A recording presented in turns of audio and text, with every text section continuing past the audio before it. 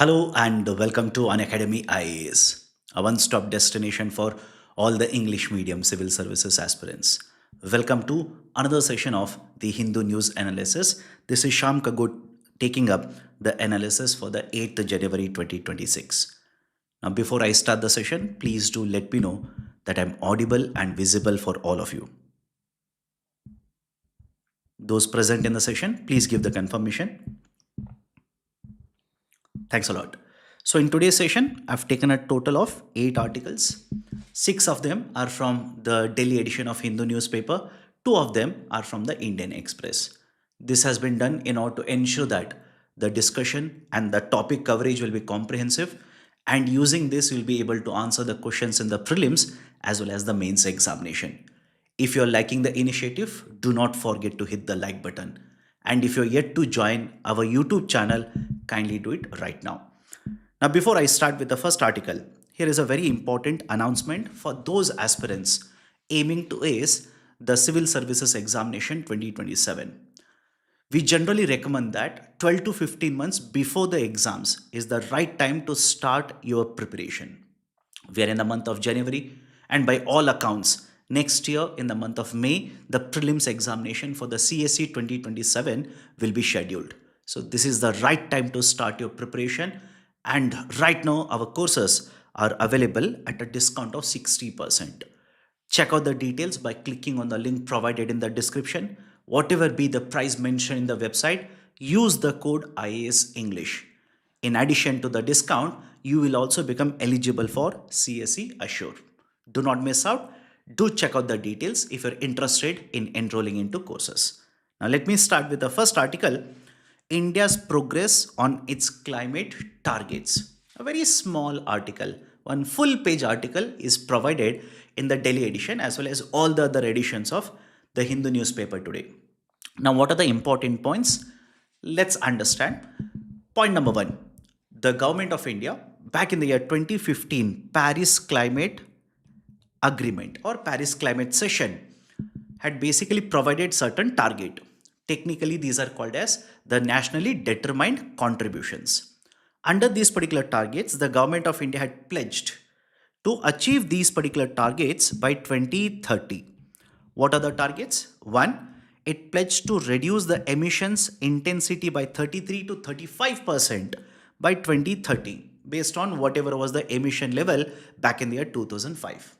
It also pledged to enhance the contribution of non-fossil power capacity to 40%. That is essentially out of the total capacity that we have installed to produce electricity, we said 40% will come from non-fossil fuel sources. Third one, it also stated that it wants to achieve a target of 175 gigawatts of renewable energy by 2022. And the fourth one, by 2030, we will have 2.5 to 3 billion tons of carbon sequestration through foresting. So these were the 4 targets initially given by the government of India. And I know some of you will be thinking, but sir, I read the target differently in some other source. Over a period of time, some of the targets have been revamped. For example, look at the third one here. Initially, the government of India said 175 gigawatts of the renewable energy production capacity by 2022. Did we meet this particular target? No, we were not able to meet. But now government of India has stated that by 2030, we will not just have 175, we will have a total of 500 gigawatts of renewable energy capacity. Right, so these were the original targets and these have been revised by the government over a period of time. But now let's understand what has been the status of performance. How has Indian economy performed or Indian government has performed vis-a-vis these particular targets which were given by the government? These are the achievements. Please have a look at the data here. These are the achievements. And those who are wondering, sir, should we remember all of this particular data? If you are writing the exams this year, let's assume the mains examination, please do memorize it. And if you're somebody who is aiming to write, let's say, Civil Services 2027 or 2028 for that matter, you don't have to memorize this particular data right now because next year you will get updated data. And 2028, there'll be much more updated data available. So only those who are aiming the mains this year focus on the data. And moreover, don't write down the data. I've already printed this or I've already typed it in the PPT, and the PPT will be available to you after the class is over. Emissions intensity has decreased by approximately 36%. And those who are newcomers, what is the basic idea of an emission intensity? To achieve certain amount of growth, that is to produce a unit of GDP, what is the amount of emissions that we lead to or that basically emit? So for every unit of GDP that we are achieving, how much is the emissions cost? This is called as emission intensity. So in terms of emission intensity, the government of India has targeted how much? 33 to 35%. And the government data simply shows by 2020 itself, we have already achieved, right? We have reached the level of 36%. We have been able to achieve this particular target. The target was 2030. We have already achieved it. What was the reason or what were the causes which led to achieving this particular target? First one was, listen to me carefully now.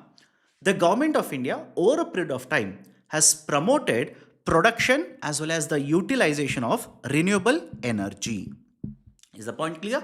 It has systematically implemented multiple reforms, multiple schemes have been implemented, as a result of which we have been able to increase the amount of renewable energy installed as well as produced and utilized.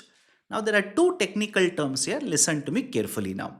One is the amount of capacity installed, and the second one is the percentage or let's say the total amount of electricity produced. Is everybody able to understand the idea here or the concept here? Let me give a very basic idea. Let's imagine you have installed a solar energy project. What is the capacity of production? We will count it. Out of the total installed capacity, we will count it. But out of the total electricity produced, how much is the contribution from the solar project? That is one more very important factor to consider here. And some of you will be confused with this. You'll say, sir, doesn't make any sense. You're confusing, etc. In case of India, most of the energy that is produced, most of the electricity that is produced comes through the thermal energy source.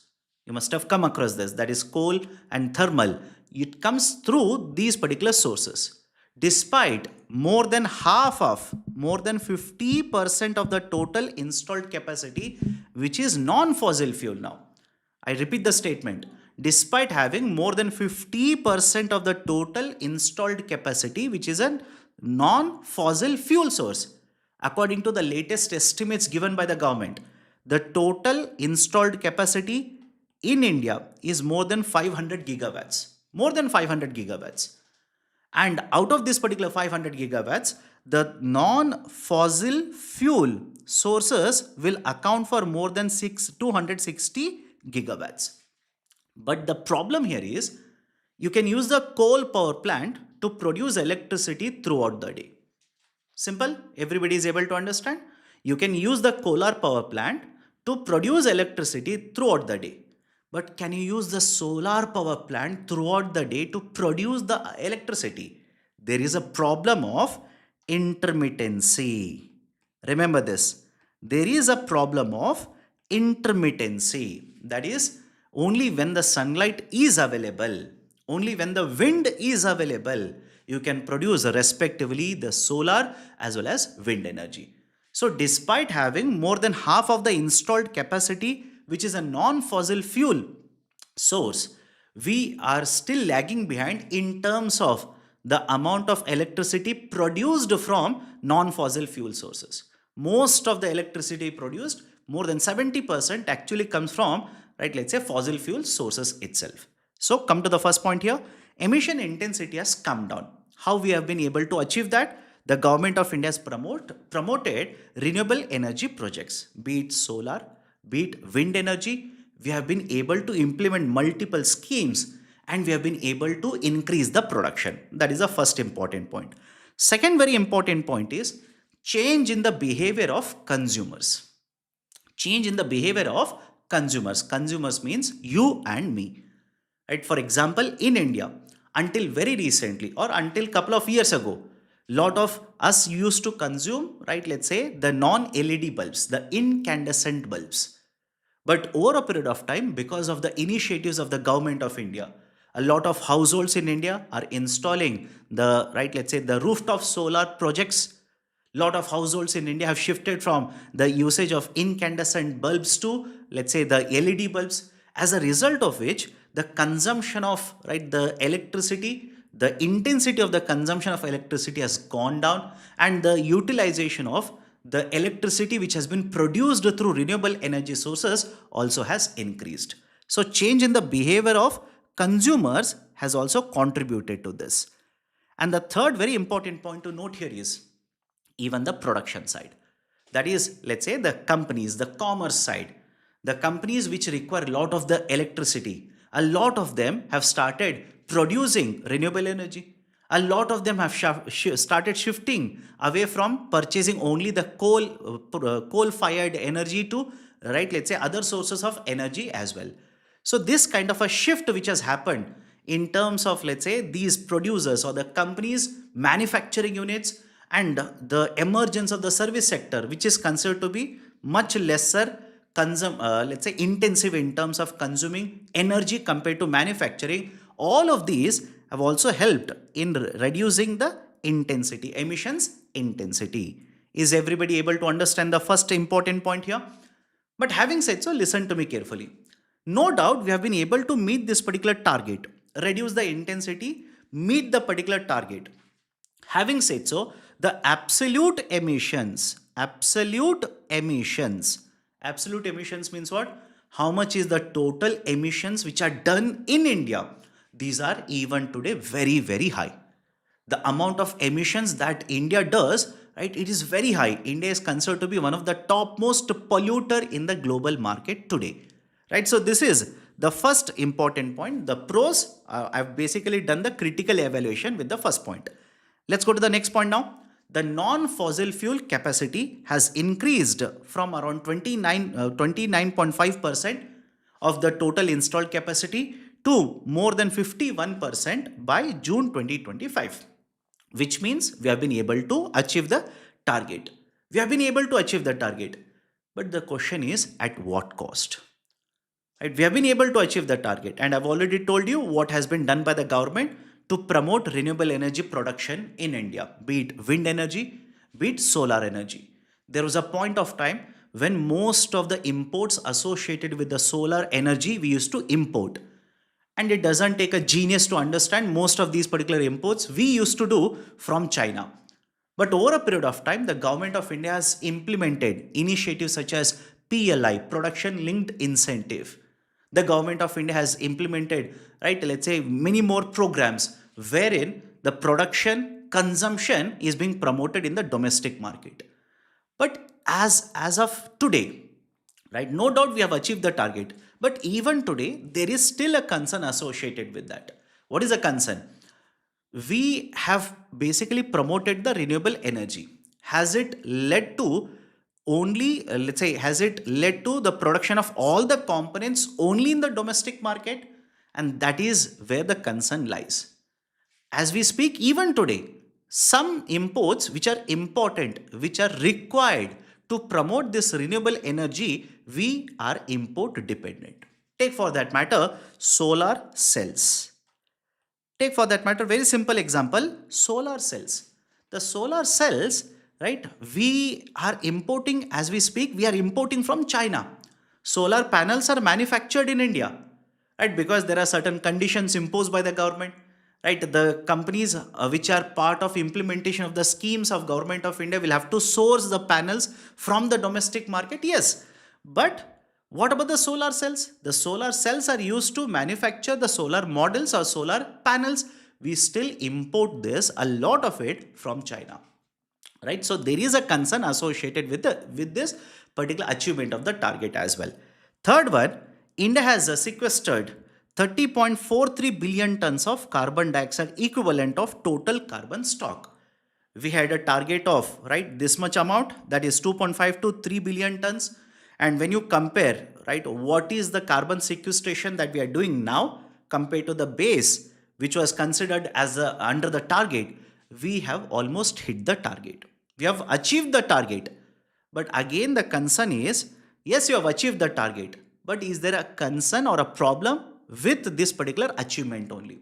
For example, right, take this particular idea of the compensation, right? Let's say the idea of counting the forest. First one, let's start with this, right? The counting of the forest. What is the definition of the forest which has been used by the government authorities to count the forest?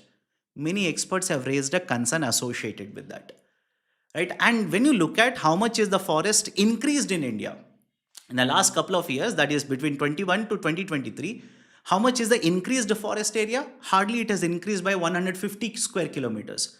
So what is the definition of the forest that you have taken, and how the funds, right? There is a compensatory afforestation fund, right? There is a fund which has been collected, more than 90,000 crore rupees worth of funds have been collected by the government, but a lot of these particular funds have not been utilized effectively to achieve the objectives regarding which the funds were collected in the first place. So there are concerns associated with the third target achievement as well. So on paper, right, at the end of it, the gist is simple. On paper, it looks like we are achieving the target. Yes, but there are certain concerns associated with these particular targets achieved by the government of India. Right? So these are certain important points. Is everybody okay? Right? Many of you are writing the full form, the Campa fund. Right? Don't worry. Right? So these are certain important points. Now, based on this, there is a question. Please take up for practicing the mains answer writing. Critically evaluate India's progress towards its climate commitments under the Paris Agreement. Highlight both achievements as well as structural changes. The question is for 15 marks and you're supposed to write this for answer for 250 words. As usual, that I keep on telling you every day, please practice mains answer writing. Now this is an MCQ. Please solve the MCQ and tell me what is the correct answer very quickly.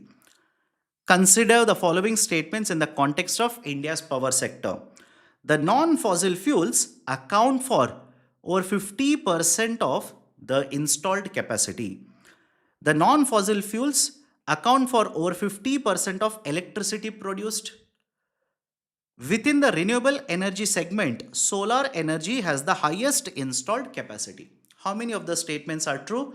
Please do let me know. This should not be difficult, by the way, because I've already told you, right, the key answer, or let's say the statements. The non-fossil fuel sources account for over 50% of the total installed capacity. Yes, it accounts for more than 50% of total installed capacity. And I've told you the data as well. The total installed capacity has crossed more than 500 gigawatts. Right? And right, basically, the installed capacity from renewable energy sources is more than 260 gigawatts. The non-fossil fuels account for over 50% of electricity produced. Right? No, this is incorrect. Right? This is incorrect. Majority of it even today comes from, right, the fossil fuel sources. Within the renewable energy segment, solar energy has the highest installed capacity. Yes, how much? Right, 110 gigawatts. Just over 110 gigawatts is coming from solar. 110 gigawatts is coming from solar, and the wind energy out of 260 plus, right, out of 260 plus, the wind energy accounts for around 51 gigawatts plus, just fraction over 51 gigawatts, right? So the third statement is correct, first statement is correct. Right option for the question will be option B. Only two of them are correct. Okay, now before I go forward with the next article, there is a very important announcement. Tomorrow 7 p.m. right, tomorrow at 7 p.m. I'll be taking, right, another session wherein I'll be covering the remaining concepts associated with the static portion of the chapter banking, or the concept associated with the banking. Those interested and those appearing for the 2026 prelims examination, please do not miss out. Join the session live at 7 p.m. And I got a mail yesterday, sir, where are you going to conduct this particular session? On the same YouTube channel. On this very same YouTube channel. Okay, let's go forward. Fine tune this signal to sharpen India's AMR battle. What is the AMR here? Antimicrobial resistance. I repeat, antimicrobial resistance. Couple of days ago, if you remember, I said the Prime Minister of India in one of his Man Ki Baat stated or gave certain data associated with antimicrobial resistance. And basically, the Prime Minister said India is facing this kind of a public health crisis. It is going to be it is going to become a very severe public health crisis if there are no changes, if there is no, let's say, change from or deviation from the current practice that we have been doing. Now, what is this idea of antimicrobial resistance? The basic idea is there are multiple microbes or pathogens, right? And if they enter into your body, right, you will contract multiple types of diseases, right? So these particular microbes, essentially to kill them, right, to address this particular issue of microbes being present, again pathogens being present in your body which are harming your body, we consume antibiotics. We consume medicines or antibiotics. But over a period of time, there has been so much of consumption, unnecessary consumption, simple, unnecessary consumption of these particular, right, let's say drugs or antibiotics. This has actually led to these microbes developing a resistance. These are becoming resistant. Even if these are present now, right, these have become very much resistant. And if I consume the antibiotics, the strength of the antibiotics or these antibiotics are not able to kill them. Which means, one, I will have to increase the dosage, or else if this is the maximum dosage, then this antibiotics is, right, failing in achieving its original objective. Right, so that is the reason there has been a lot of concern associated with antimicrobial resistance, and that is becoming a very big problem in India, and that is very much evident in the WHO report as well. So this was the issue that was raised by the Prime Minister in the Man Ki Baat. So now the question arises, why? Why is there this particular AMR crisis in India? Right? Not even a problem, but the crisis in India. There are multiple reasons for this. The first very important reason is the behavior of, right, you and me, the common man. The behavior of you and me, that is, even for a small health issue, even for a smallest of the smallest health issue, we start popping, right, let's say the antibiotics. You have got cold, consume antibiotics. You have got headache, a lot of people consume antibiotics. You have got fever, start consuming antibiotics. So this unfettered consumption, that is even for the smallest of the, right, let's say the trivialest of the health issues, people are consuming excess amount of antibiotics. The consumption of antibiotics, this is the first very important factor which is causing this. The second very important factor is the easy access. The easy access, you go to, right, let's say the medical shop, you say you have got fever, you don't go to a doctor, you directly go to a medical shop, right? You say you have got fever, and the, right, let's say the medical shop owner will basically say, if you've got fever, right, take these 4 antibiotics twice a day, or let's say 10 antibiotics 5 days, 2 times a day, you will be fine. You will come out from the medical shop becoming very happy because you have saved the doctor's fees. He'll basically say, I've saved the doctor fees. Who will go to doctor? I'm a doctor because I checked this in the chat GPT. I checked this in Perplexity. I typed this in the WebMD or the Google. Google told me, right, I came here, I purchased. But the problem is, whether you require this antibiotics or not depends on what is the status of your health condition. And who can determine this particular status? It is the doctor. It is the practicing physician who can only determine that, not you by checking the website and going to, right, let's say the medical shop and getting the antibiotics. That's the second issue. Third issue is the doctors themselves. The doctors themselves. That is, in recent times, because the patients, right, the number of patients might be very high in certain clinics or very less in certain clinics, because let's say certain patients have developed this particular idea that the doctor is not good because he is or she is not recommending antibiotics, and the treatment that they recommend to me, it is a time consuming process. I'll have to take treatment for 7 days, 10 days, etc. So argument is the doctors are also under a lot of this particular pressure to essentially recommend to you antibiotics and you are happy with that. That is a part of the problem. And whenever these particular antibiotics are recommended, let's say for a duration of 3 days, I will take the antibiotics for first day. After 1.5 day, right, the antibiotics effect will start showing. I feel I'm already 50% okay, I'm 50% recovered, and my argument will be if I'm already recovering, why do I require further consumption of antibiotics?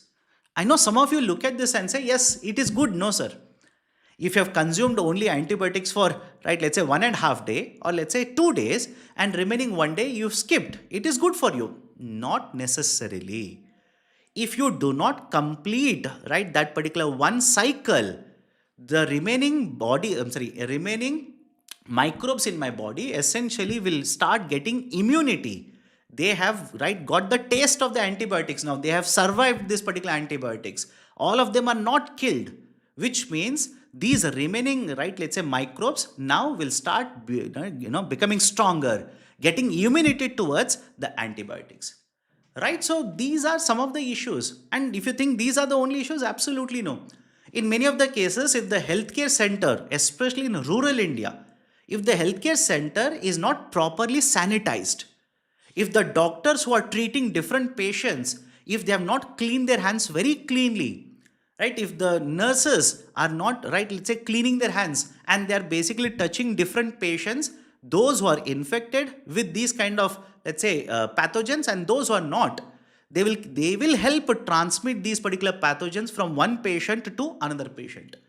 And even in case of food consumption, earlier it was seen that many of these particular poultry suppliers, in order to increase the size of the chicken, right, because the bigger the size, more the weight means, right, more will the market price they will be able to fetch for their poultry products.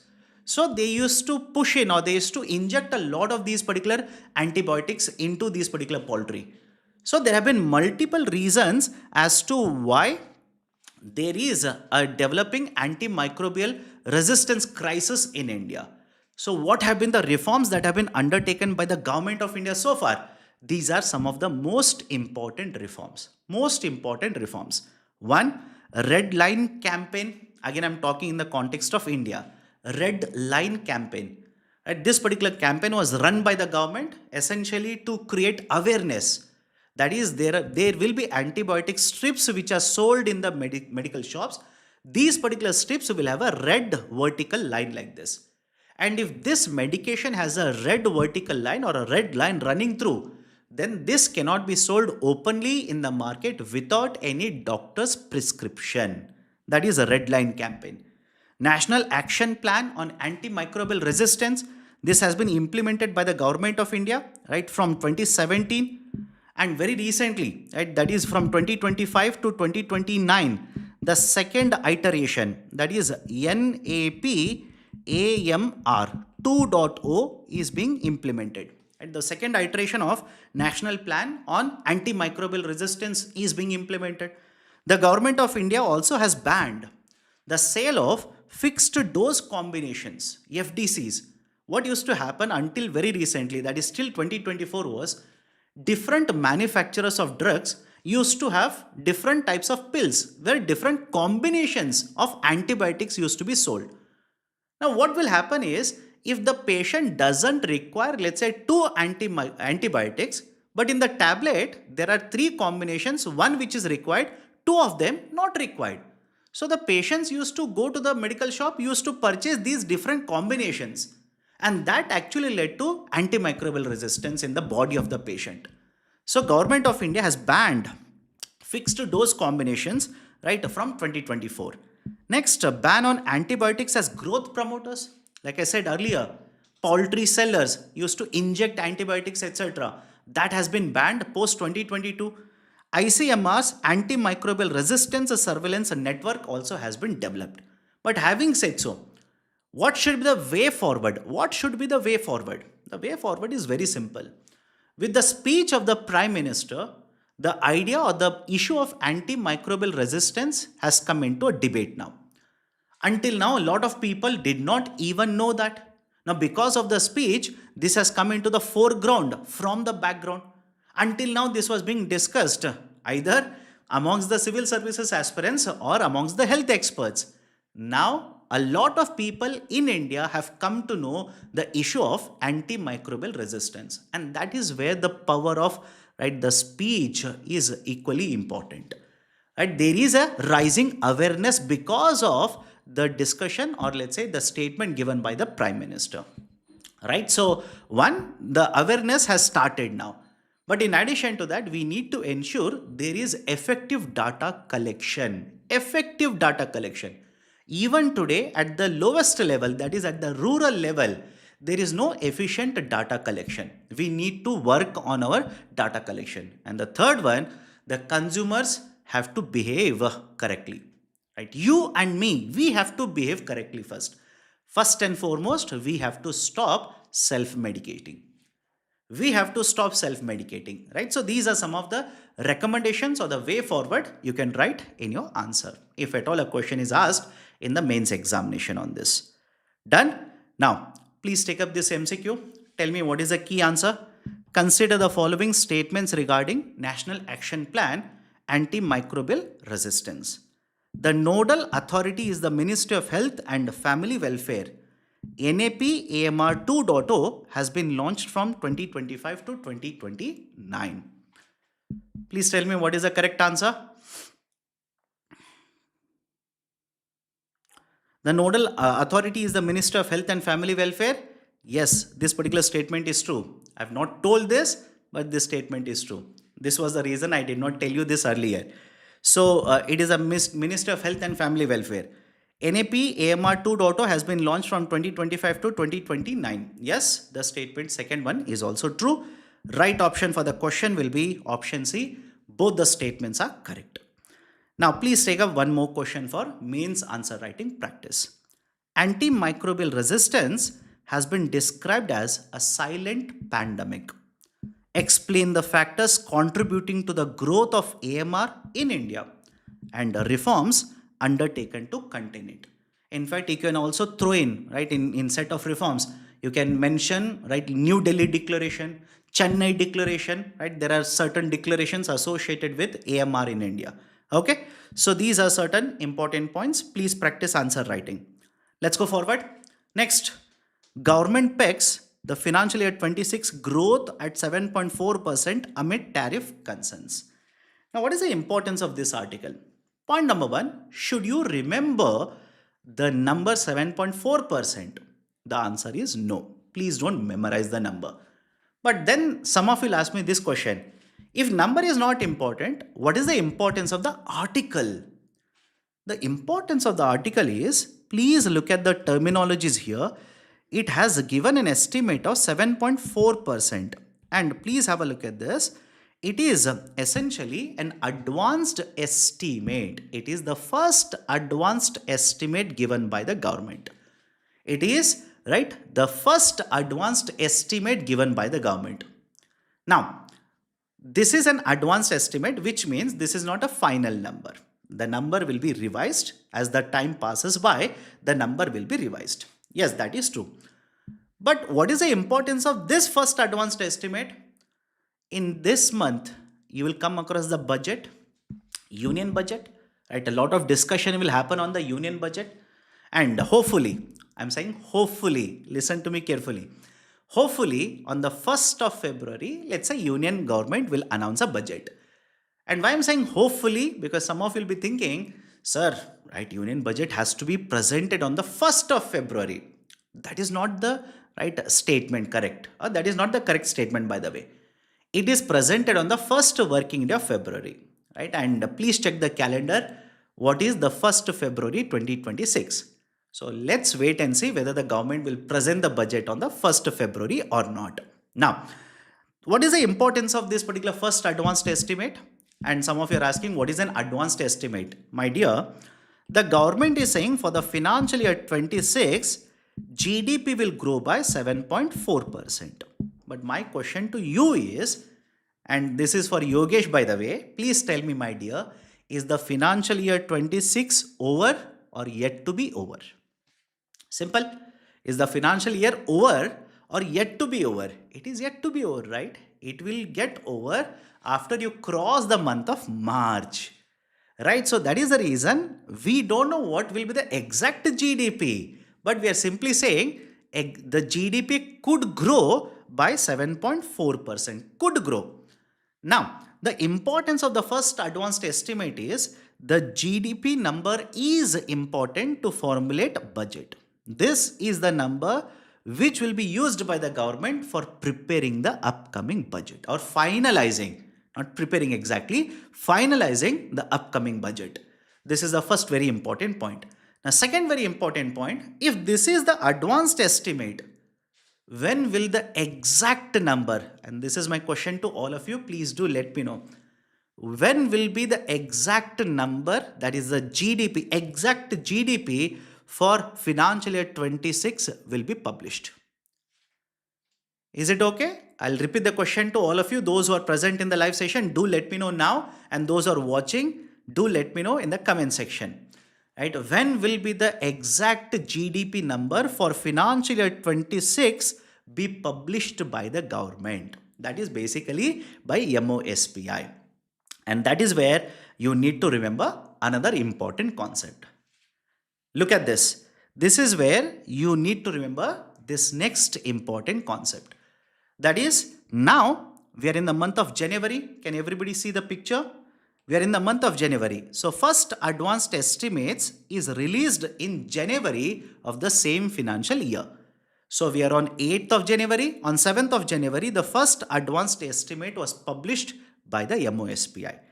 Now, in the same financial year, there will be a second advanced estimate that will come where?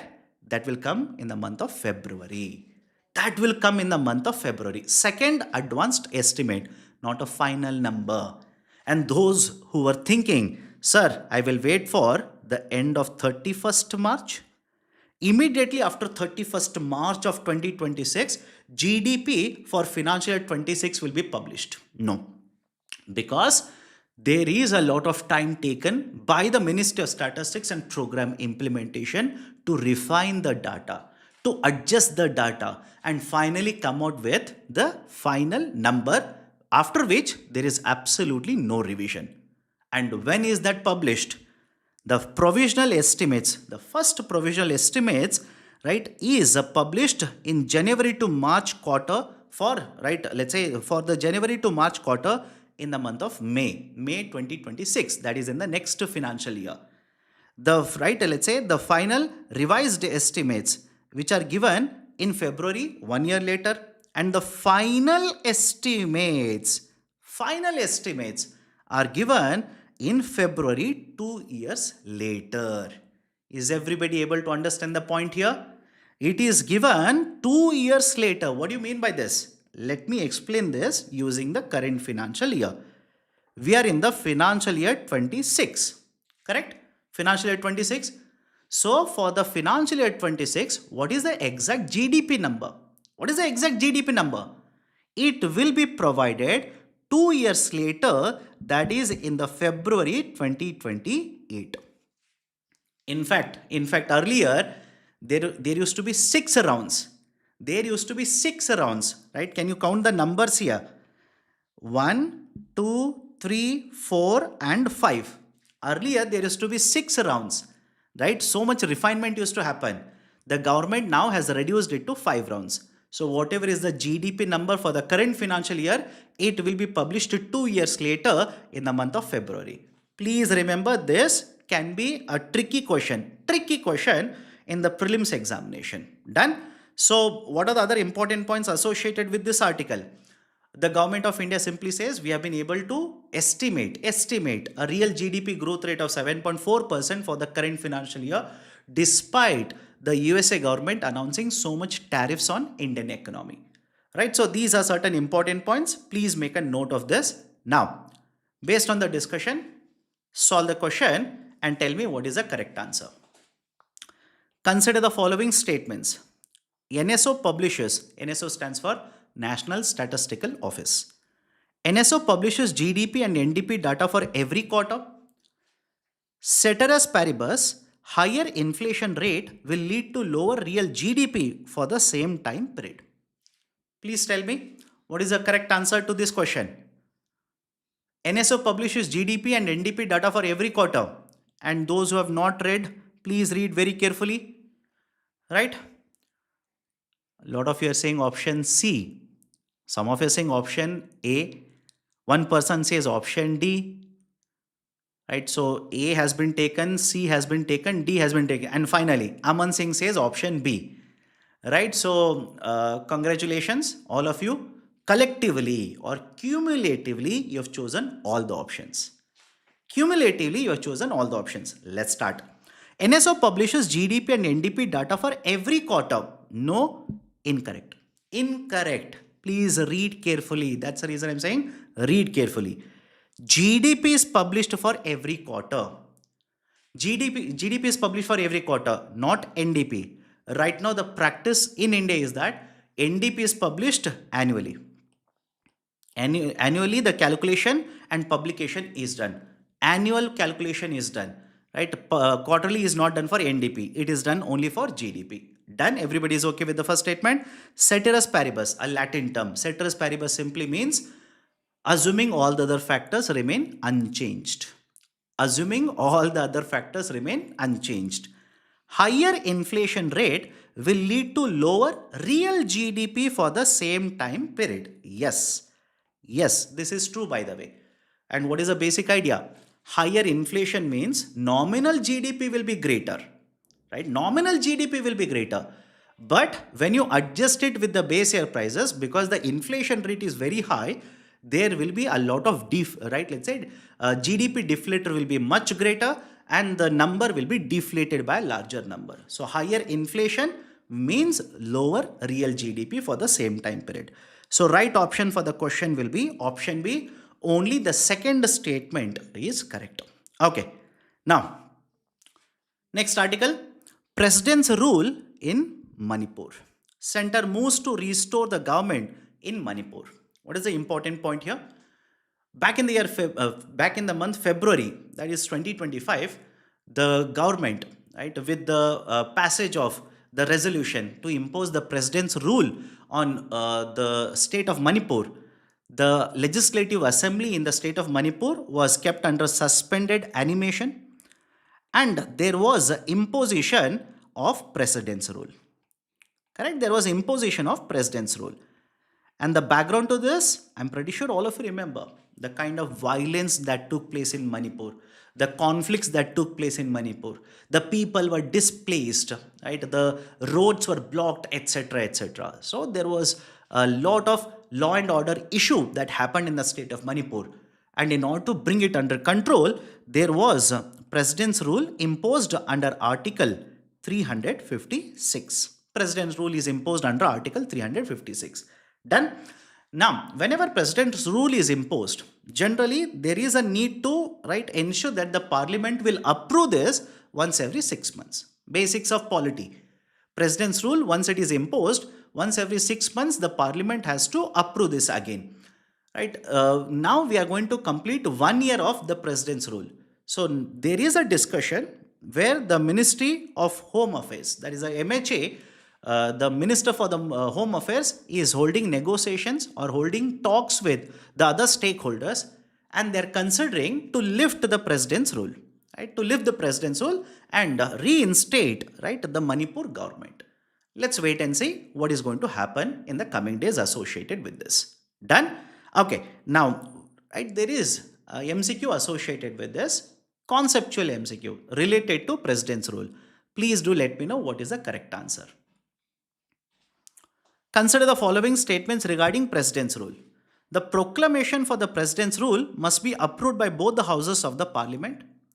The proclamation requires a simple majority to be passed. Once approved, the president's rule will be imposed on a state for a period of 5 years. Those who have answered so far are saying option B. Right?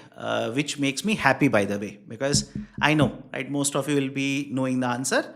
I'm happy. Third statement is incorrect. Aman Singh says third statement is incorrect. Absolutely correct. But somebody says only one statement is correct. But let me ask you this before I start solving the question, because most of you are appearing for prelims. It is like a quiz for you. The third statement simply says, once approved, the president's rule will be imposed on a state for a period of 5 years. This is incorrect. Let me ask you this question. What is the maximum time duration for which president's rule can be imposed in a state? Okay. First statement. The proclamation for the president's rule must be approved by both the houses of the parliament. Yes. The proclamation requires a simple majority to be passed. Yes. No requirement of a special majority. Simple majority is sufficient. What is the maximum time duration? 3 years. Can you extend it beyond 3 years? Right? Beyond 3 years? Yes. But constitutional amendment is required. Constitutional amendment. Okay. Right. So first statement is correct. Second statement is correct. Out of the three, two statements are correct. Right option for the question will be option B. Only two are correct. Okay. Next, Delhi NCAP fund utilization. I've taken two articles from Indian Express today. Let's start. Delhi NCAP fund utilization. In the last 3 to 4 months, there has been a lot of discussion, including yesterday also, regarding the pollution in Delhi and the repercussions or the impact on the common man residing in Delhi because of the higher pollution. But in today's Indian Express newspaper, there was one article which criticizes the administration of Delhi. Why?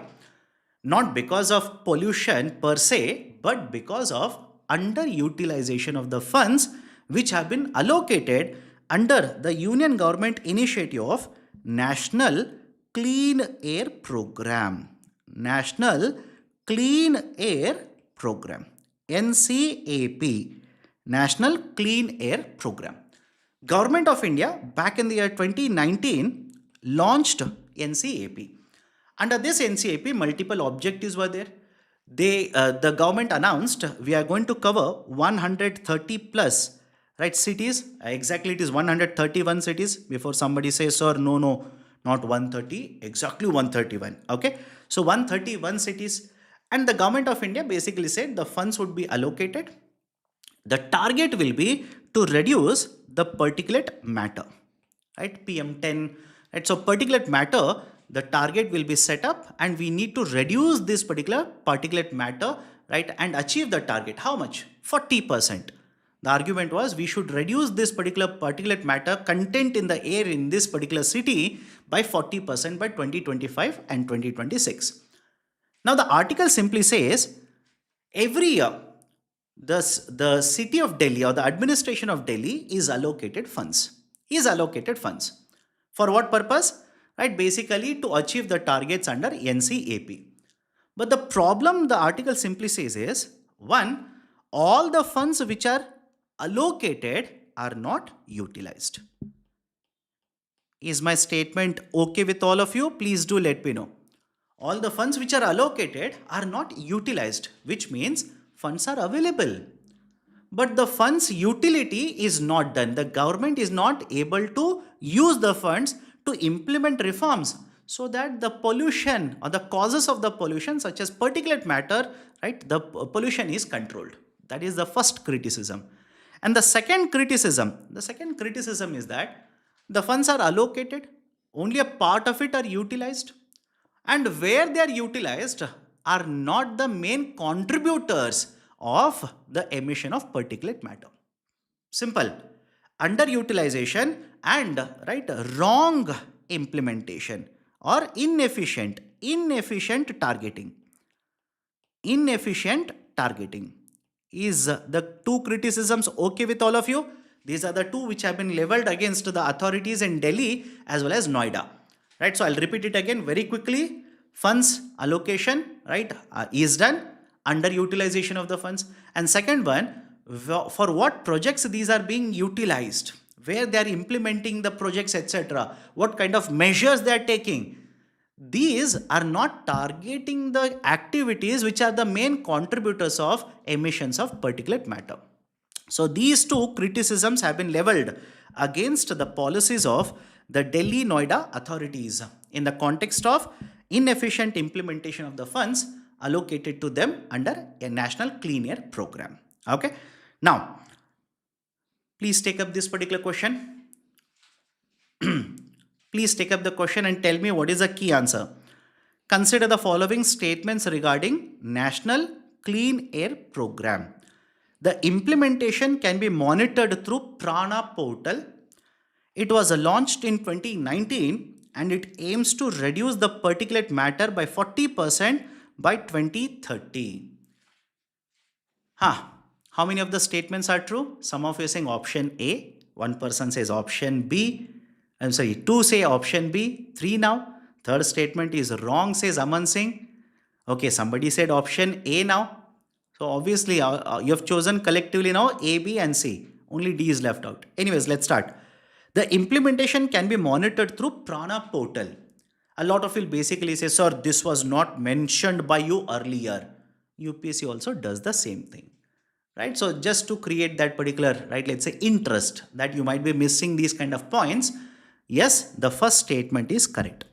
The implementation of NCAP can be monitored through Prana portal, right? What is Prana here? Prana stands for Portal for Regulation of Air Pollution. Air pollution in cities, right?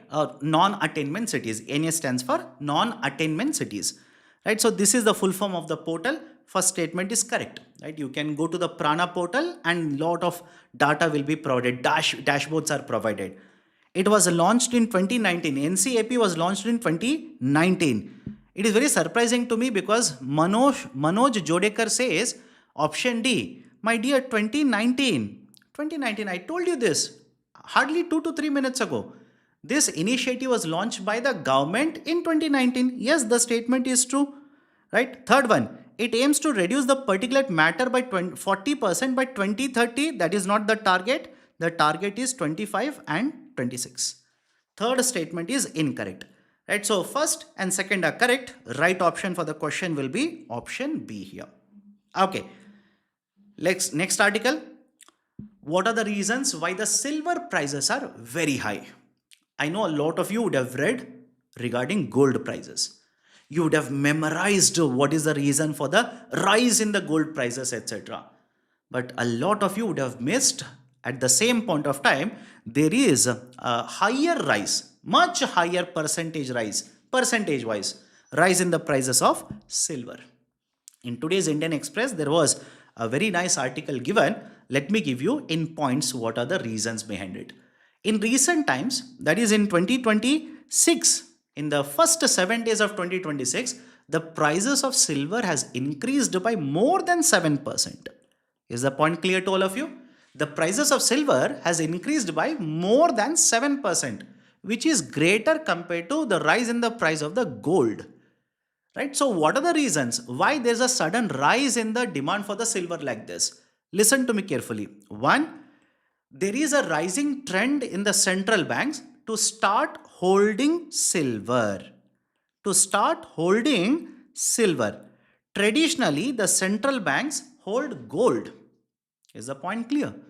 Traditionally, the central banks, for example, Reserve Bank of India, it is known for holding huge amount of gold reserves. But around the world, some of the central banks have started holding silver now. That is the first important reason. And all the factors essentially will lead to higher demand. Simply understand this. Whatever factors I mentioned, all of them will lead to the higher demand for silver. And higher demand obviously means the prices will start to increase because the supply cannot match the demand. So first one is holding silver. Second one, the countries, right, for example, USA, they have also started holding gold. Why? They have started declaring this as, right, a critical commodity, right, a critical mineral. Critical mineral. For example, USA last year has announced silver along with 9 other commodities as a critical commodity or critical mineral, which has taken the total number of critical minerals listed by the government of USA to 60 now.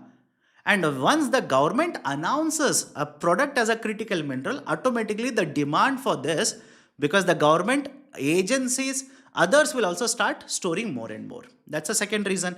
Third reason, industries. And specifically, what kind of industry I'm talking about? Artificial intelligence. Artificial intelligence.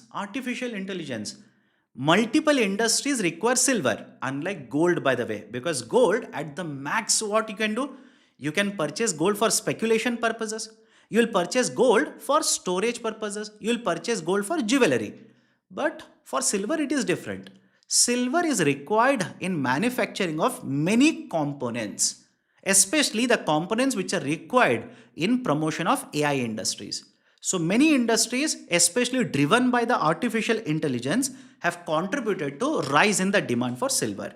Fourth one, right, let's say retail investors. Retail investors, right? Retail investors. A lot of the retail investors in recent times have started purchasing. There is a financial instrument called as ETF. How many of you heard of this? Exchange traded funds, ETF.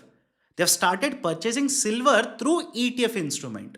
That is, a financial company, or let's say financial institution, will issue this instrument to you. You will purchase the instrument, but the entity which has issued, for example, mutual fund company, the entity which has issued the ETF to you now will have to purchase the silver and keep the physical silver. Right? So demand for the ETF instruments also suddenly skyrocketed. As a result of this, the entities which are issuing the silver ETFs, now they are forced to purchase and store the silver ETFs. And that is the precise reason some of these particular entities which earlier used to issue silver ETFs, last year they said no, we don't want to issue because we feel there is too much of a, right, let's say volatility in the price of the silver.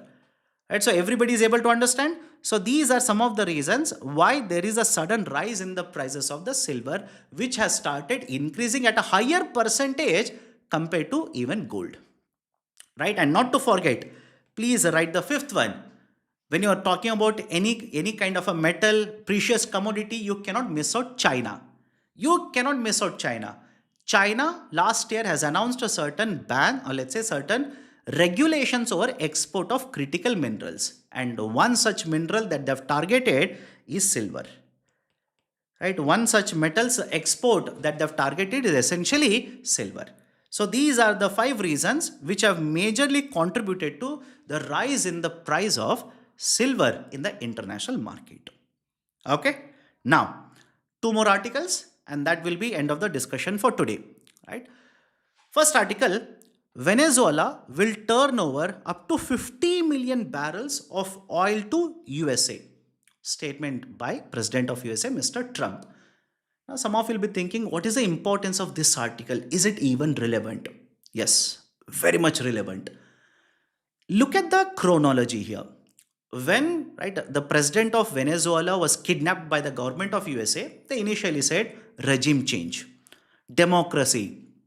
Later they said no, no, no. In addition to that, we also want to ensure there is a consistent supply of crude oil in the international market. And they said because Venezuela is sitting on the huge reserve of the crude oil, American companies will go to Venezuela, invest in Venezuela, increase the production of crude oil and supply. But now the stance has now changed again, right? The fourth change now, the president of USA is saying no, American companies will not go and invest there. And by the way, there are some American companies such as Chevron who are already present in Venezuela. They are already present in Venezuela. And earlier also, many American companies had invested, lost the money, incurred huge amount of a loss. And they are not interested in investing in Venezuelan oil. Now the president of USA simply says, no, Venezuela will supply oil to USA. And USA, they will take the oil at market prices and sell it in the market, get the money. And it is the president of USA who will decide how this money will be used, for what purpose the money will be used. But now the question arises, why are the American companies not interested in investing in Venezuela? What changed? What actually happened? Right? Reasons are as usual. Listen to me carefully. The private sector companies generally are not interested to invest in a market where there is uncertainty. Is everybody able to understand? Where there is uncertainty, and volatility. And in the context of Venezuela, what is the uncertainty angle here? Is there any guarantee for what duration the current administration will be operating? What if The government of USA doesn't like the new president of, right, let's say Venezuela, and again will kidnap her also. Or what if there is an internal turmoil within the political party and that leads to fall of the government? So there is a lot of instability economy wise as well as the government wise in Venezuela. And in that particular situation, the foreign investors will not be interested, right? Especially those particular companies who want to invest a huge amount of money. For example, when you want to set up a refining capacity in crude oil, you will have to invest billions of dollars. It's very much capital intensive. Remember the term, it is very much capital intensive.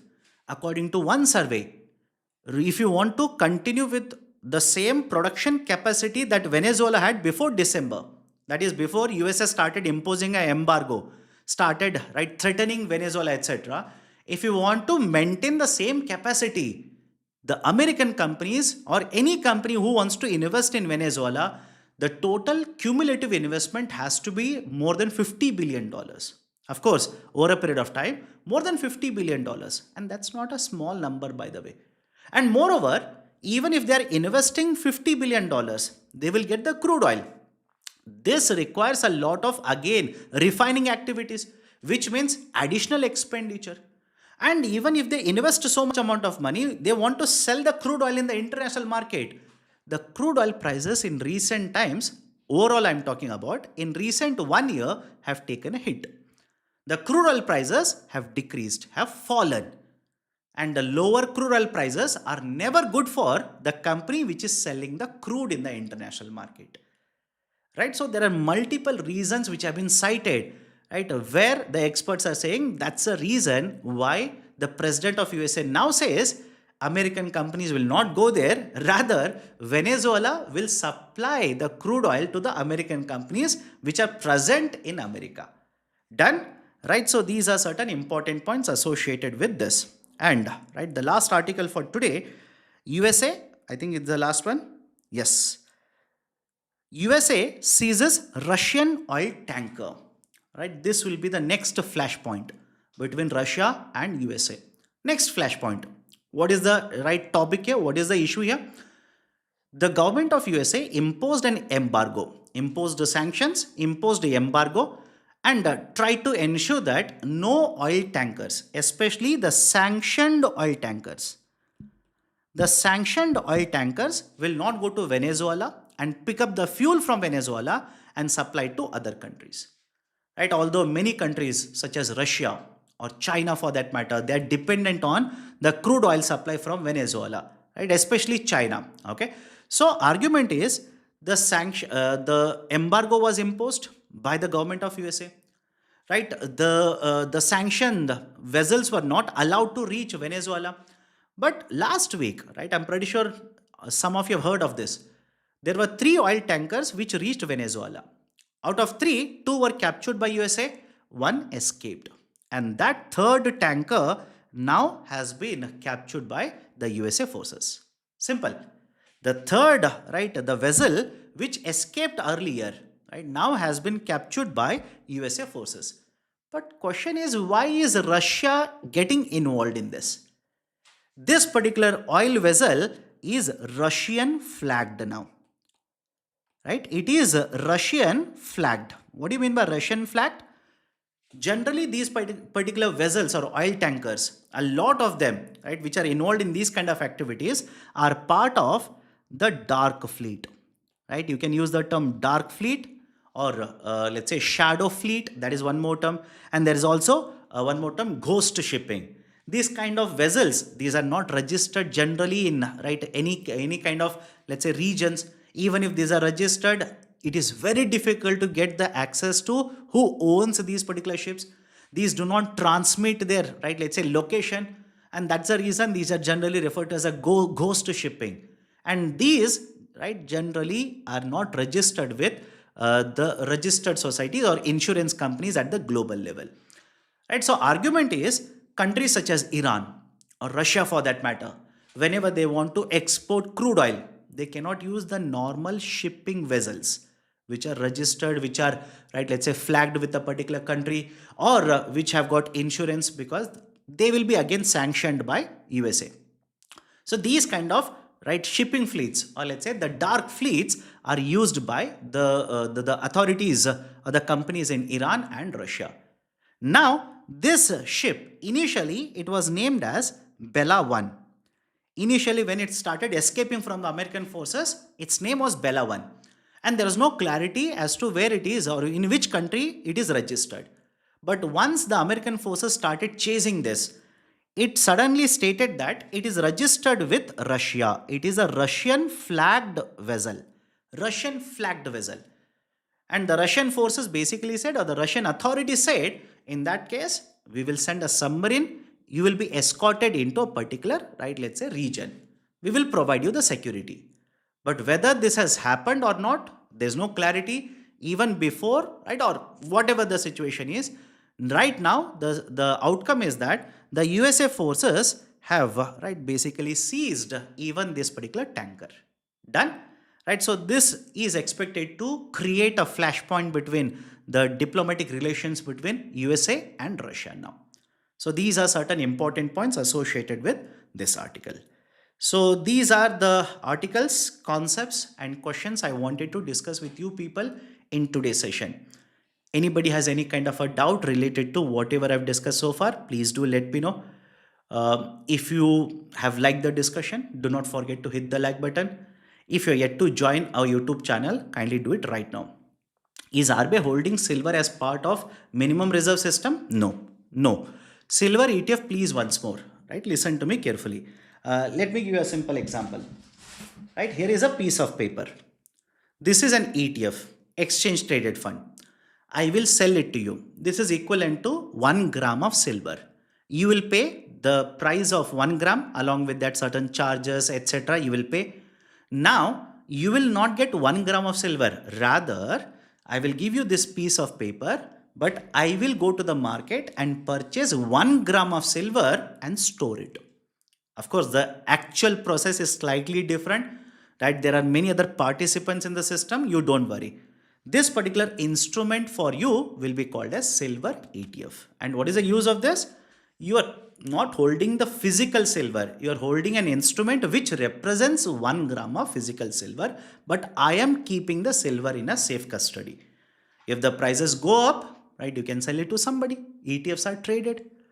Okay, done. So, any other questions? Sir, why will the GDP be published? My dear, the GDP calculation, the data collection, etc., it's not an easy process. On paper, it looks very easy. While explaining also, we take very simple calculations and make it simple. But there are so much refining of the data that has to happen. There is so much of duplication of data that needs to be removed. There is a need for consolidation of the data, and that takes time, especially for a country which is so wide in terms of economic activities. It takes time. It cannot be done overnight. Okay, done. So that's it from my side. Please take care. See you next time, right, with other set of current affairs articles from the Hindu newspaper as well as other newspapers. Till then, take care. Have a great day.